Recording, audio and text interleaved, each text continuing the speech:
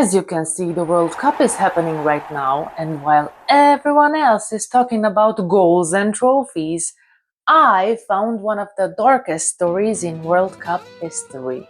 Imagine making a mistake at work. Not a huge mistake, not a crime, just a mistake. Now imagine the entire world watching it happen, and 10 days later, you're dead.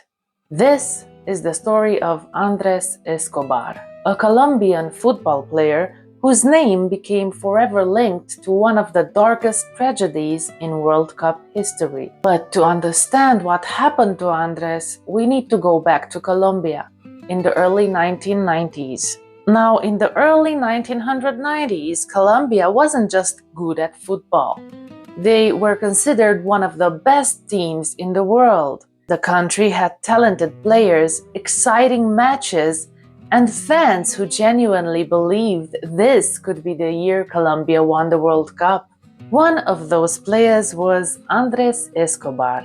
Unlike many athletes who became famous for controversy, Escobar was known for the exact opposite. He was calm, polite, respectful. He avoided drama. Fans loved him. Reporters loved him. His teammates respected him. People called him the gentleman of football.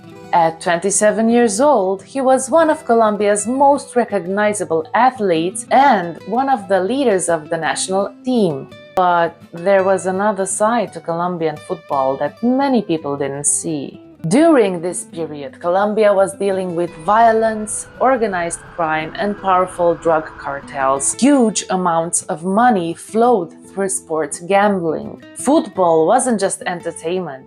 For some people, it was business.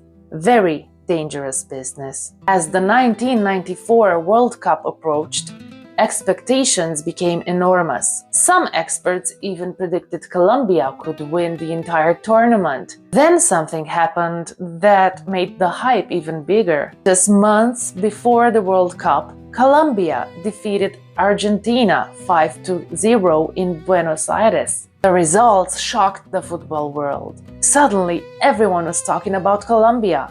Fans were dreaming. The media was celebrating. The pressure became massive. The country expected greatness. Now, the 1994 FIFA World Cup was held in the United States. Colombia entered the tournament carrying the hopes of an entire nation. But things didn't go according to plan. The team struggled. Then came the match against the United States, a game Colombia desperately needed to win. About halfway through the match, the United States sent a dangerous pass into the penalty area. Andrés Escobar reacted instantly.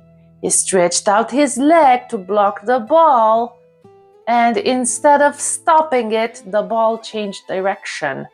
It rolled into Colombia's own goal. An own goal. The worst kind of mistake a defender can make. The stadium erupted, but not for Colombia. For the United States. Escobar immediately knew what had happened. His teammates knew. The fans knew. Millions of viewers around the world knew. The moment was replayed again and again. The United States eventually won 2-1. Colombia was eliminated from the World Cup and the country was devastated. How many people would have hidden from the public after something like that? But Escobar didn't. Instead, he took responsibility. He wrote an article encouraging Colombians to stay positive. He reminded people that football was just a game. He spoke about moving forward. He planned to continue his career. Friends said he remained optimistic. He expected life to return to normal. But it never did. Because on July the 2nd, in 1994, 10 days later after the match, Escobar went out with friends in Medellin.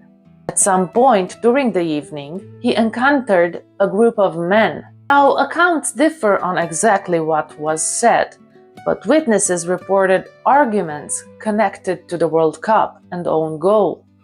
The situation escalated, then gunfire erupted. Andrés Escobar was shot multiple times. He was rushed to a hospital, and doctors fought to save him.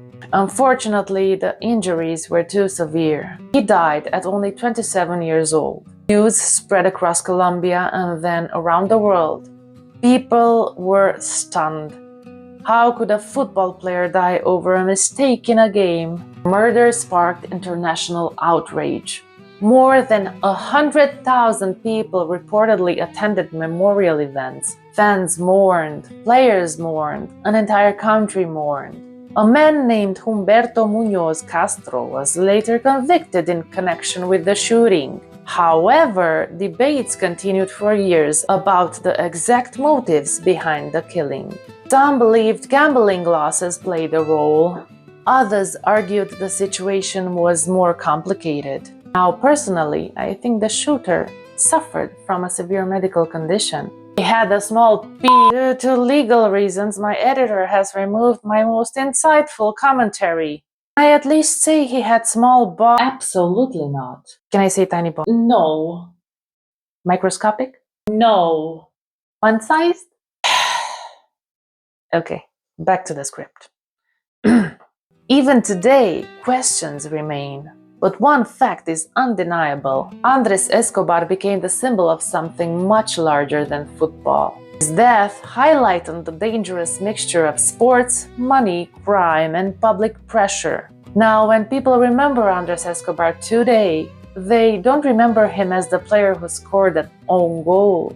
They remember him as a man described by friends, teammates, and fans being kind, humble, and respected. A man who made one mistake on world's biggest stage. And a tragedy that reminded millions of people that behind every athlete is a human being. Sometimes the darkest stories in sports aren't about what happens on the field. They're about what happens after the final whistle.